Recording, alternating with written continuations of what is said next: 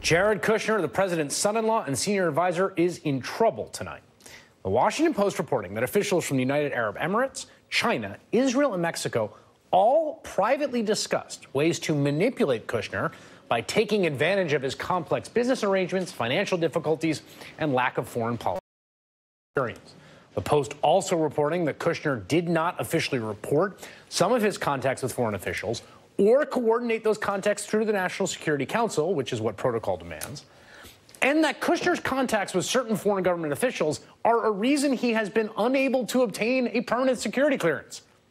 And because of his lack of permanent security clearance, his inability to obtain it, Jared Kushner also just lost his access to highly classified information. He, along with other White House staffers operating with interim security clearances, were told in a memo Friday they will no longer have access to highly classified information requiring the highest level of clearance. ABC News spotted Jared Kushner on Capitol Hill today. He ignored questions from reporters about both those reports. Kushner had been on the Hill to talk about prison reform. Joining me now, Congressman Ted Lieu, Democrat from California, member of the House Judiciary Committee. First, your reaction to the reporting from the Washington Post that foreign governments had identified Kushner as manipulatable due to his complex financial arrangements. Thank you for your question, Chris. If the Washington Post story is accurate, Jared Kushner needs to resign. His mounting business debts, his complex financial arrangements, and the lies he's told on his previous SF-86 security clearance forms make him a national security liability. We cannot have a senior White House advisor that can be manipulated and leveraged by foreign powers. That's completely unacceptable. What do you think of him losing his clearance today, 14 months after he started? Right. It is a good first step, but it also means he can no longer do his job. The president has charged him with getting a Middle East peace plan between Israel and Palestinians.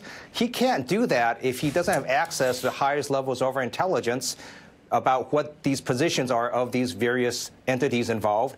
And the Israelis and Palestinians won't be able to trust Jared Kushner if they know that our own government can't trust him fully. Trey Gowdy, Government Oversight Committee has initiated what he says an investigation into the clearance issue. 100 White House staffers working on temporary security clearance a year after the election, as far as we can tell, which is just remarkable. Do you want to see congressional oversight specifically and hearings about Jared Kushner and how this process worked? Absolutely. I have already introduced a bill called the Clearances Act that would require the White House to provide to Congress everyone on an interim security clearance, and if it's over a year, to explain why it's been over a year. And this is one of the examples of why we have nepotism laws and why we don't want nepotism. You can't have the president sticking people into the White House because of blood and not because of qualifications. Are you concerned about that there are national security vulnerabilities that may have already been exploited? Absolutely. And, you know, I've been asking for a long time, why does Jared Kushner still have a security clearance? Now I get to ask, why does he have a downgraded security clearance? But there's other people there, such as Ivanka. Why should she have a security clearance? She has no qualifications to be a senior White House advisor. She has no foreign policy experience. Why was she communicating with the president of South Korea on some important North Korean issues? I have no understanding for why that is happening other than because of nepotism. You know, one thing that jumped out at me is the idea that Kushner, I mean, this is someone who has had to refile parts of his SF-86. He's had to disclose meetings that were previously undisclosed. He didn't talk about the meeting with Kislyak originally, the meeting with the Russian banker.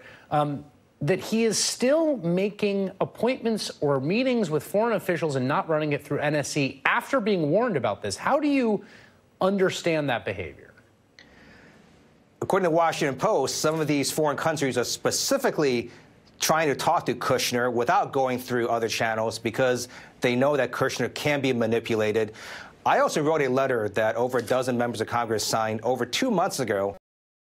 Asked Jared Kushner a very simple question. It was just a yes or no question.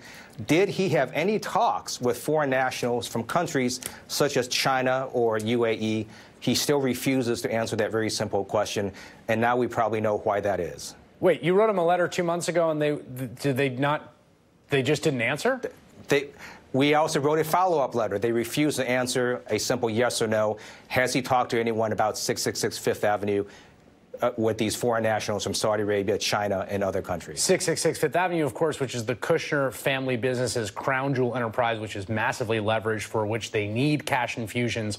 It's been identified as a possible sort of leverage point for those interested in manipulating Kushner. I want to be clear here. You wrote the letter. Did they ignore it, or did they acknowledge receipt and tell you they're not answering? Oh, they have acknowledged receipt. They definitely have the first letter plus a follow-up letter. They just won't answer that question.